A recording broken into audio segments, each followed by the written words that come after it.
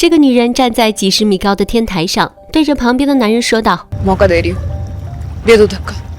男人深吸一口烟，静静看着女人，脑海里浮现出女人和其他男人亲热的画面。男人站起身来，气势汹汹地走向女人，将女人推下去，瞬间又紧紧拉住女人。女人整个身体悬挂在半空中，只要男人一放手，她定会摔得粉身碎骨。女人吓得一哆嗦，男人饱含泪水，还是不舍得一把将女人拉了回来。男人名叫瑞许，是小镇的工程师，通过相亲认识了拉尼。拉尼本来不是很喜欢木讷的瑞许，但父母嫌弃她年纪大还没有嫁出去，拉尼无奈答应了和瑞许的亲事。瑞许对拉尼一见钟情，能够娶到拉尼，内心十分激动。为了表明对拉尼的爱，他在手腕上特意刻了拉尼的名字。随后两人步入了婚姻的殿堂。由于缺少自由恋爱的磨合与了解，婚后的日子过得并不顺心。拥有硕士学位的拉尼不会做饭，不会做家务，每天睡到日上3竿才起床，并不适应家庭主妇的角色转换。瑞许的妈妈对这个什么都不会做的儿媳妇很嫌弃，瑞许并不介意，反而会迁就她。可两人第一次洞房，瑞许就躲去了厕所。拉尼对这个老公十分不满意，甚至打电话给娘家人，吐槽瑞许的不中用。他不知道的是，这些话全部被在卫生间里的瑞许听了去，也严重伤害瑞许的自尊心。从此以后，他不会主动碰妻子一下，每天忙碌工作，回家倒头就睡，还愤怒地撕碎了他们要去蜜月旅行的车票。夫妻俩形同陌路，这让远嫁的妻子感到越发的寂寞。直到瑞许的表哥尼尔的出现，给这个死寂的家庭注入了生机和活力。尼尔身形健硕，帅气潇洒，喜欢极限运动，且懂得风月，完全是拉尼的菜。拉尼为了能吸引尼尔的注意力，主动进入厨房泡茶，但从来没有下过厨的她不免显得笨手笨脚，只好向丈夫请教。瑞许以为妻子开窍，耐心地一步步给她指导，却在她离开的时候，拉尼就把茶端给了尼尔。不仅如此，拉尼还主动为尼尔下了厨房，对着视频开始学习做饭。一旁的瑞许还以为妻子是为了自己，沉浸在幸福的世界里。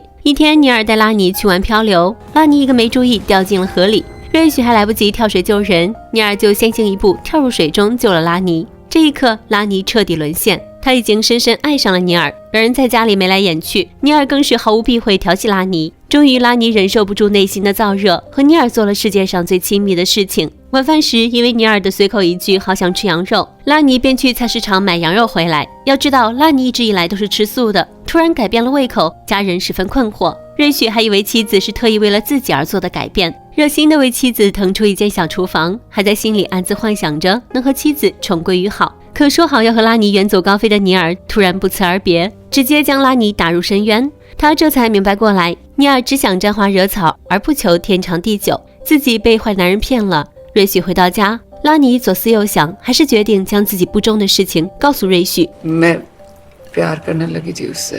瑞许木愣地看着妻子，然后低头不语，只是大口大口地吃着拉尼做的饭。第二天，瑞许本想一死了之，可他实在难以忍受这份屈辱，复仇的想法在他内心萌芽。这个男人的妻子出轨了，他非常伤心生气，决定去找妻子出轨的对象复仇。打听到对方的住处，跟在他身后，上去就是一刀。尼尔被扎得猝不及防，他回头不明所以看着瑞许，瑞许却不给他说话的机会，举起匕首准备一刀下去时，尼尔紧紧抓住他的手腕，反手推倒，将瑞许按在地上摩擦，一拳、2拳、3拳，打得瑞许两眼冒金星。直到瑞许彻底没了反抗的力气，尼尔这才停下来。事后，尼尔还恬不知耻表示自己承认那个错误，但终究原因还是瑞许自己不行。若不是瑞许不能满足于拉尼，他也不会成功介入。瑞许回到家，翻箱倒柜，他要和拉尼离婚。拉尼对瑞许深感歉意，看着瑞许满脸伤痕，他忍不住去抚摸，却被瑞许拒之千里。他很爱拉尼，但拉尼却背叛了他。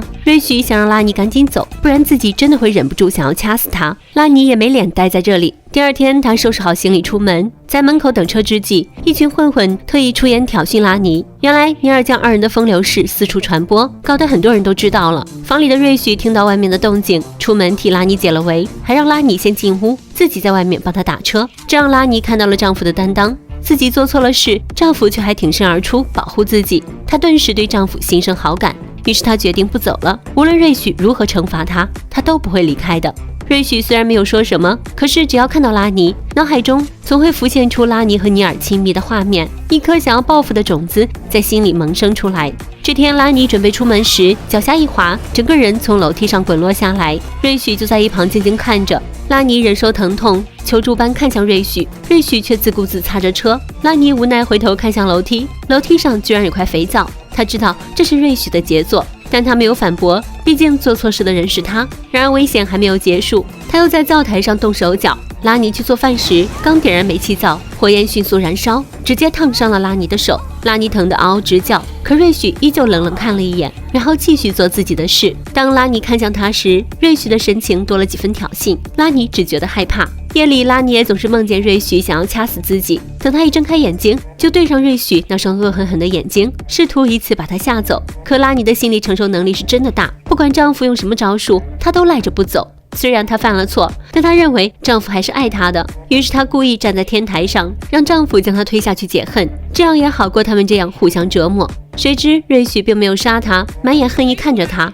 拉尼见瑞许没有动手，趁机哭着求瑞许原谅他。瑞许也渐渐心软起来，面对拉尼撕心裂肺的道歉，他实在做不到熟视无睹。夫妻俩抱头痛哭，开启了新的生活。拉尼不仅主动做家务，主动伺候公婆，还主动靠近丈夫。可好景不长，两人在逛街时却又再次遇见了表弟尼尔，两个男人大打出手。这个男人总是在作死的边缘徘徊，前不久刚睡了表哥的妻子，现在又当着表哥的面挑衅表嫂。瑞许若是还能忍，就不是男人。只见他一脚油门顶上去，调转方向，一路狂奔追着尼尔。2个轮子哪里比得过4个轮子？瑞许一个加速，直接撞在尼尔的摩托车上。尼尔重心不稳地打了滑，继续驾车逃跑。眼见就要追上去了，瑞许的车子却卡在石头里，尼尔成功逃过一劫。经过这件事后，拉尼和瑞许的感情迅速升温。可不久后，尼尔又回来对拉尼纠缠不休。瑞许让拉尼出去，他单独和尼尔谈谈。拉尼便出去买了一块羊肉，并让老板剁碎，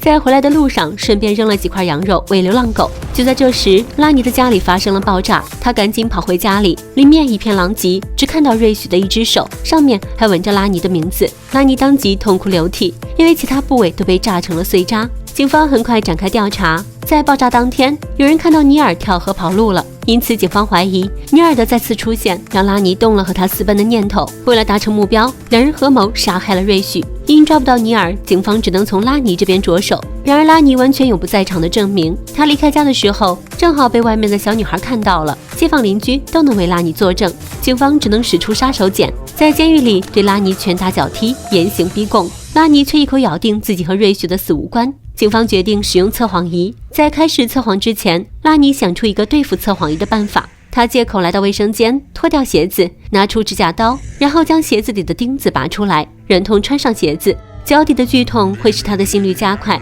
他将案发那天的事复述一遍，不管他有没有撒谎，心率毫无变化。测谎师也无法判断拉尼说的话是不是真的。就在警察送走拉尼时，警察发现拉尼走路的姿势很奇怪，脱下他鞋子一看，发现了端倪。拉尼只能重新接受测谎仪的拷问，可警察盘问他的时候，心率还是看不出任何破绽，这说明他的回答都是真的。警方只能无罪释放了他。众人很是困惑，如果她没有杀害丈夫，那她为什么要用钉子作弊呢？她到底在害怕什么呢？拉尼走出警局，感到无比的惬意。这时一只手牵了过来，来人正是瑞许。奇怪的是，他的一条手臂不见了踪影。原来在案发当天，尼尔过来纠缠拉尼，并当着瑞许的面要将自己与拉尼的亲热照发布到网上。瑞许当即不悦，和尼尔大打出手，但他哪里是尼尔的对手？3两下，瑞许就被他按在地上狂揍。情急之下，拉尼拿出一条冰冻羊大腿，朝着尼尔的头砸去，失手打死了他。瑞许和拉尼十分恐慌，也十分害怕。拉尼想要去报警，可瑞许觉得为了这种人渣报警实在不值得。